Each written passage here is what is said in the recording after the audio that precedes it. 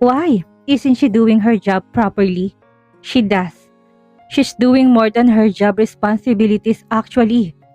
Finance manager siya pero siyang nakakapagpabalik sa 2 malaking kliyente dahilan para tumaas ulit ang sales natin sa mga susunod na buwan. Kung babalik ka, magkakapag-concentrate kami sa iba pang kliyente. Ililipat ko na lang siya bilang Vice President for Marketing. Oh, I hate office work. Sa inyong 2 na lang yan ni Sabina.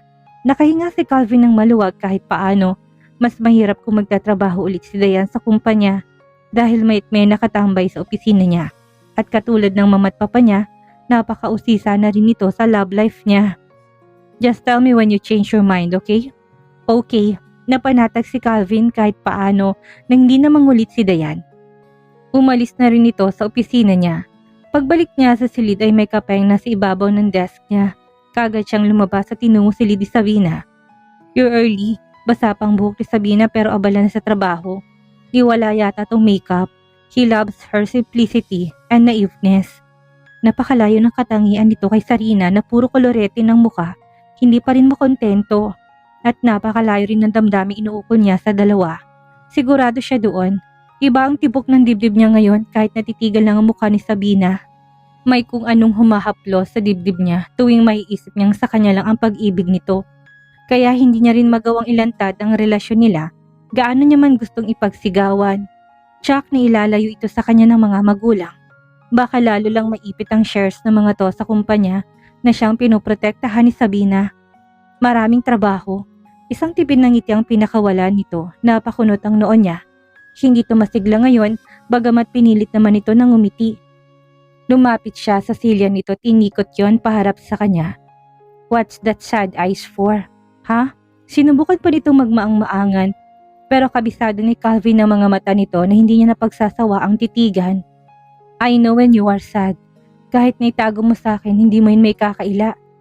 Hindi ka kasi nag-text kaninang umaga. Hindi niya tiyak kung nagsasabi ito ng totoo. Hindi naman siguro to nakasalubong ni Dayan at pinagsabihan na iwasan siya. His sister would never do that. I'll believe that lie for now. Where is my kiss?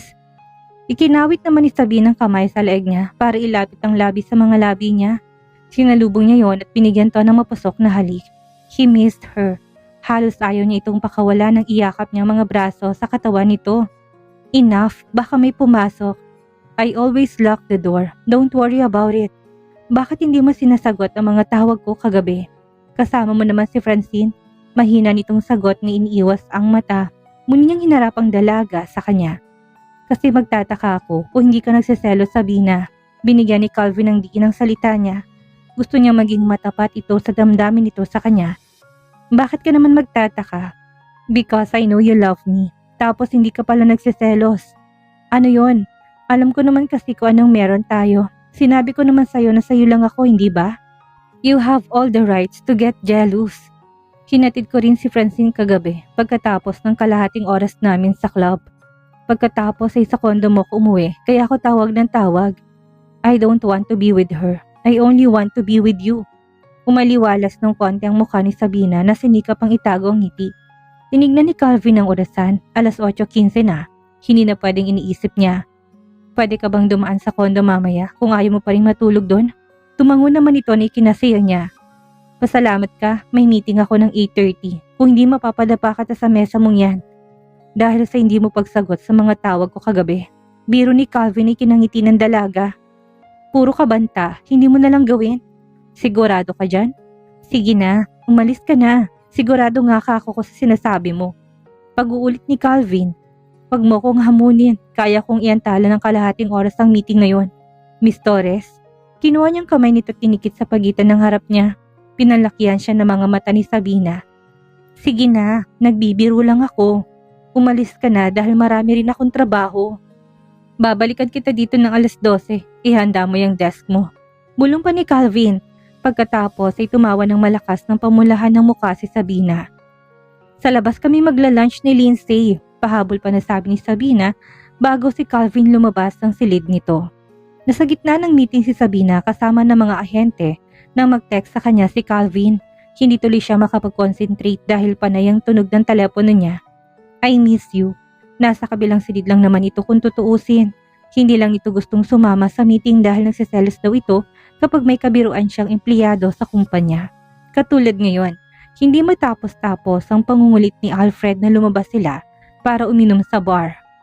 Nagkantsawan naman ng iba pang mga ahente na gustong makasama siya sa labas ng opisina. Kapag naabot natin ang kota, magse-celebrate tayo, Ma'am Sabina. Wika ni Celine na isa pang ahente ng kumpanya. Kasama naman ang buong department para siguradong hindi lang si Alfred ang kasama mo. Ano naman ang masama kung kami lang ni Ma'am Sabina ang lumabas? Kaya nga date eh. Tapos sasama kayo. Tila angal naman ni Alfred. Ayaw nga makipag-date ni Ma'am, sagot ni Cecil. Nakangiti lang si Sabina sa pangungulit ng mga ito. Okay, ganito na lang kapag naabot kong 10 million gross sales sa isang buwan. Papayag ka na makipag-date sa akin, Ma'am Sabina. Hirit ulit ni Alfred. Malaki ng 10 milyon na sales nito kung tutuusin dahil ngayon ay nasa 3 milyon lang ang previous sales nito. Malaking tulong yun sa kumpanya kapag tumaas ng ganun ang benta nito. Kaya mo naman palang pataasin ng kota mo. Bakit kailangan mo pa ng kondisyon bago mo gawin? Napalingon ng lahat at natameme sa biglang pagpasok ni Calvin sa conference room. Hindi naman sa ganun, boss, katwira naman ni Alfred. Pero syempre, ibang klaseng motivation na kapag si Ma'am Sabina ang pinag-uusapan. Okay, ganito na lang. Kapag umabot tayo sa 30 million sales next month, magkakaroon tayo ng summer outing. Okay na ba yun? Kagad natuwang lahat maliban kay Calvin. Hindi na rin lumabas ng conference room hanggang matapos ang meeting nila ng mga ahente. Nang bumalik si Sabina sa silid niya, ay may punpuna naman ang bulaklak doon. At dahil nakasunod ito, hindi niya na muna inusisa kung ano nakalagay sa maliit na sobrang nakaipit doon.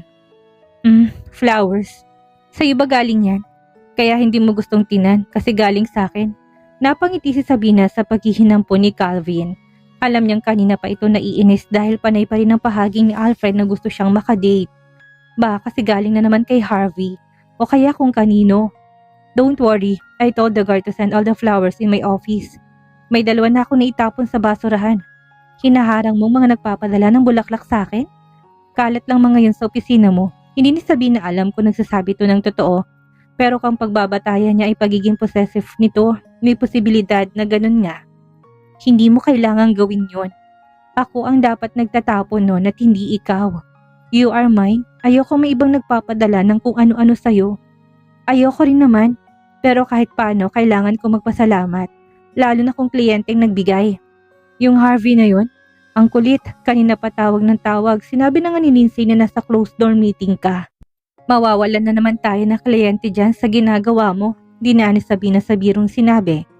Kaysa naman ikaw ang mawala sa akin. Niyakap ni Calvin ang 2 braso at kinagat ng bahagyang tenga niya. Calvin, at may summer outing ka pang nalalaman? Let's go out of town then, just you and me. Nakahanap at ulito ng dahilan para dalhin siya kung saan-saan. Wala namang problema kung outing nga ng kumpanya yon. Baka kapag dahilan siya sa mama niya at may iwan niya si Jace na hindi siya nagigilty. Pero kung sila lang ni Calvin at gagawin niya lang yon para pagbigyan ng gusto ng mga katawan nila, parang hindi niya kaya. Nagpupunta na nga ako sa kondo mo, bakit kailangan pang lumayo? Gusto ko mamasyal tayo. If you don't want out of town, out of the country na lang. You have been hardworking employee anyway. Marami pang gastos ang kumpanya, Calvin. May ads pa tayong ilalabas na malaking budget ang kailangan. Everything that I gave you came from my own money, love. Ang kondo, ang kotse, ang pintas. Sumagi sa isip ni Sabina ang townhouse na narinig niyang binili ni Calvin para kay Sarina. Isang pilit ng ngiti ang pinakawalan niya. Hindi nakapagtataka na sinusukan na ng pamilya nitong pamilya niya. Sa kanila lang ni Sarina, halos ubusin ni Calvin ang yaman nito. Enough of those, hindi naman yun ang kailangan ko. Ako lang ba, sapat na? Dinaan din ni Calvin ang sinabi sa pagtawa. You and Jace, gusto niyang isagot. Pero isang marahang natangulang sinagot ni Sabina dahil bumabarang emosyon sa lalamunan niya. Nang makaalis si Calvin sa opisina niya, ay nanatili siyang nakatitig sa mga bulaklak. Gustong-gusto niya nang ipagtapatan tungkol kay Jace. Pero kung wala namang balak si Calvin na hiwalayan ang kapatid niya, mamumulot ng anak niya sa pangalawang pamilya lang sila. Hindi niya kayang palitan si Sarina sa puso ni Calvin kahit kailan. Kung bumili pa ito ng townhouse para sa kakambal niya, ay nangangahulugan lang na gusto pa ring maayos ni Calvin ang pagsasama ng dalawa. Hindi ni Sabina na malay naglalandas ng luha sa pisngi niya. Sa kawalan ng mahihinga ng sama ng loob ay tinawagan niyang kaibigang si Realyn. Yan ang sinasabi ko sa'yo, Sabina. Kabibigay mo na naman sa kakambal mo at sa mama mo. Ikaw ang nauubos. Natural, lalalim na naman yung damdamin mo kay Calvin. Araw-araw mo kasama eh. Wala namang problema kung ako lang si Jace ang inaalala ko. Gusto ko na siyang ipakilala sa papa niya pero hindi ganitong klaseng pamilyang gusto ko para sa anak ko. Hanggang kailan ba maayos ang kalagayan ng kumpanya niyo? I-withdraw mo na lang kayang pera niyo at i-invest mo sa iba. Nag-offer si Mrs. De Fontorum ng profit sharing dito sa center. Balak niyang palakihan itong school at pwede raw tayong mag-invest kung interesado tayo. At dahil tumawag ka na rin lang at namumroblema ka sa sitwasyon mo, this is a big opportunity to change your life. Babalik kami sa Canada. Iniisip pa lang ni Sabina ay bumibigat ng dibdib niya. Iba pa rin ang pagmamahal niya sa sariling bansa. At parang ang hirap na rin kumawala kay Calvin, lalo na ngayong binibigyan na siya nito ng atensyon. Pag-iisipan ko, mind over matters of the heart. Isang tipid ng ngiti ang pinakawalan niya. Totoo ngang mahirap kalabanin ang sinisigaw ng puso niya. Si Jace ang mahalaga sa akin. Doon ako sa kung saan siya mapapabuti. Call me again when you made up your mind, Sabina. Kung malaki ang shares na ilalaan mo sa center, malaki rin naman ang kikitain ng pera mo. Lalo na't mataas ang value ng pera natin dito. Kayang-kaya mong sustentuhan ang lahat ng gastusin niyo ng pamilya mo. Pero hanggat matapos ang pag-uusap nila ni Realin, hindi man lang si Sabina naka-oo sa kaibigan. Mas malalim ng pagmamahal na inuukol niya kay Calvin na mas masakit ngayon kung aalis siya ulit ng Pilipinas. This is impressive, Miss Torres. Gusto ko nang maniwala na hindi ka kakambal ng kapatid mo pagdating sa kalokohan. Nasa conference room sila ni Mr. Ortega para sa monthly report nila ni Calvin.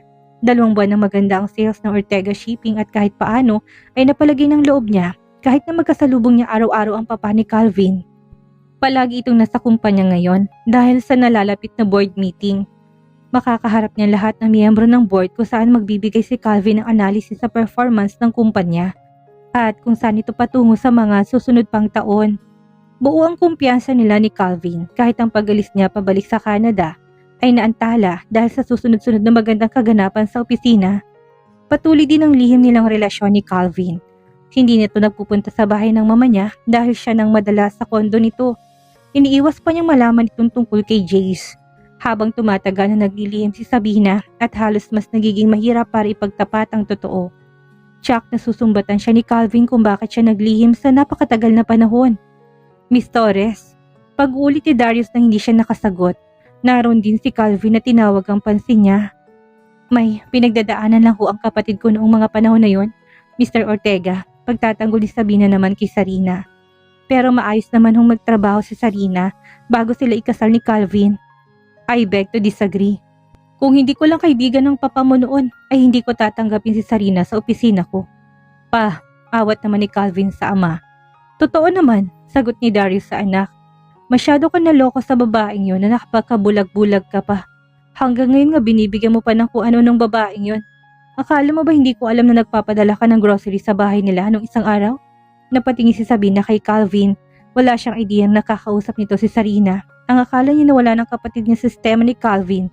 Dahil 3 buwan nang bawal nilang relasyon. Akala niya totoo ang bawat sinasambit nitong katagang I love you tuwing nagtatalik sila. Hindi pa rin pala.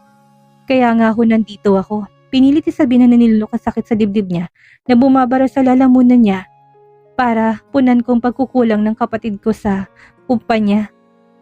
Nakita niyang pagkunot ng noon ni Calvin sa sulok ng mata niya. Nagpatuloy siya sa pag-discuss ng report dahil gusto niyang maiwala sa isip niyang panibugho sa kapatid. Siya nang nandito pero hinahabol-habol pa rin to ni Calvin. Sigurado ng magandang kita ng Ortega Shipping Line hanggang sa susunod ng 2 taon, sir. Pumirma ng TNS at Spurdy Courier ng 2-year contract sa atin. Sigurado na rin ho ang partnership natin sa mga kumpanyang malalakas mag-import mula sa China, Indonesia at Vietnam. Hanggat maayos ho ang serbisyo natin tuloy-tuloy ng magandang estado ng Ortega. That's good to hear. Pagkatapos ng annual meeting ay baka pwede ko nang ituloy ang pagretiro ko. Sigurado ka bang kaya mo na? Bumaling muli sa anak na natili si Sabina na nakayuko dahil ayaw niyang salubungin ng tingin ni Calvin. Yes pa, at dahil nagawa mo na rin lang ayusin ang estado ng kumpanya, sunod mo na rin ayusin ang buhay mo. Gusto nang bumalik ni Francine sa Europa dahil hindi mo naman siya binibigyan ng oras. Marami akong trabaho dito pa. Hindi ko talaga siya malalaanan ng oras sa ngayon. Pero si Sarina, nagagawa mong dalawin? I am telling you one last time, Calvin. Kapag hindi mo pinutol ang ugnayan mo sa babaeng yon, hindi ako tutuloy sa pagretiro sa susunod na buwan. Inuubos mo na namang tsak ang pera natin sa walang kwentang babaeng yan.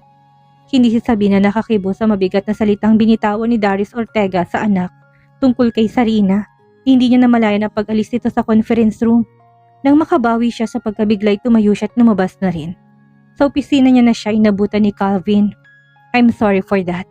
Hindi ni Sabina alam ko nung inihingi nito ng tawad ang pagdalaw nito kay Sarina nang hindi niya alam. Siguradong wala naman siyang karapatang questionin yon. Si Sarina pa rin ang asawa at wala rin siyang karapatang questionin ang binitawang salita ng papa ni Calvin. May basehan lahat ng galit ng mga to. May meeting kami sa marketing department maya-maya. Pilit na naman niyang pinipigilan ang emosyon na gustong kumawala. Pero sa sobrang sakit, hindi niya yan napigilan sa pisngi niya. Don't get jealous of Sarina. May pinag-usapan lang kaming importante. Kaya't kailangan ko siyang puntahan. Sasama ka ba sa meeting? Pag-iiba ni Sabina ng usapan. Hindi niya gustong kaawaan ang sarili niya. Ano man ang problema ni Calvin at Sarina, ay labas na siya doon. Anumang oras ay pwede naman siyang umalis pabalik sa Canada. Wala nang palaging naantala dahil sa pagmamahal niya kay Calvin. May meeting din kami ni Mr. San Antonio sa Albano Hotel ng alas 7. Kailangan ko ring umalis dahil maiipit ako sa traffic. Lumapit si Calvin sa kanya at mapusok siyang hinalikan. Ngayon sumasagi sa isip ni Sabina na baka nga tuwing halikan siya ng ganito at dahil kamukha niya si Sarina. Mag-iingat ka. Siya na rin kaagad ang kumawala kay Calvin na napakunot ang noo nito. Hindi niya nabibigyan ng tsansa magsalita pa dahil nasasaktan siya ngayon. Kapag nagkapuruntahan sila, ay malalaman pa nito kung gaano kalalim ang pagmamahal niya. Tama nang isipin nitong naipit lang siya kaya siya hindi makawala. Nawala naman siyang ininvest na feelings katulad ni Calvin. Baka sa hotel na rin ako makapag-dinner. Uwi ka ba sa kondo mamaya? Hindi muna, kagagaling ko lang naman doon kagabi. Sige, pero bukas hindi pwedeng hindi. Yumakapulit ito sa kanya pero mabilis siyang kumawala. Baka malate ka sa meeting mo. Parang ayaw ko umalis. Tinukod ni Calvin ang dalawang kamay sa mesa niya habang inaabala niya sarili sa pagligpit ng gamit. Gusto niya nang umuwi pagkatapos ng meeting niya para makasama na lang si Jace. I have to go. Si Sabina na nagpaalam habang dalang ilang folders na kailangan niya sa meeting. Galit ka sa akin? Hindi. Then look at me. Huwag mong paghintayin si Mr. San Antonio, Calvin. Isang buntong hiningang pinakawala nito. Nang lumakas si Sabina palabas ay wala rin itong nagawa kung hindi ang umalis sa opisina niya. At dito na po nagtatapos ang kabanata ng ating kwento at sana'y muli niyo po akong samahan sa mga susunod pang kabanata. Maraming salamat po at keep safe everyone.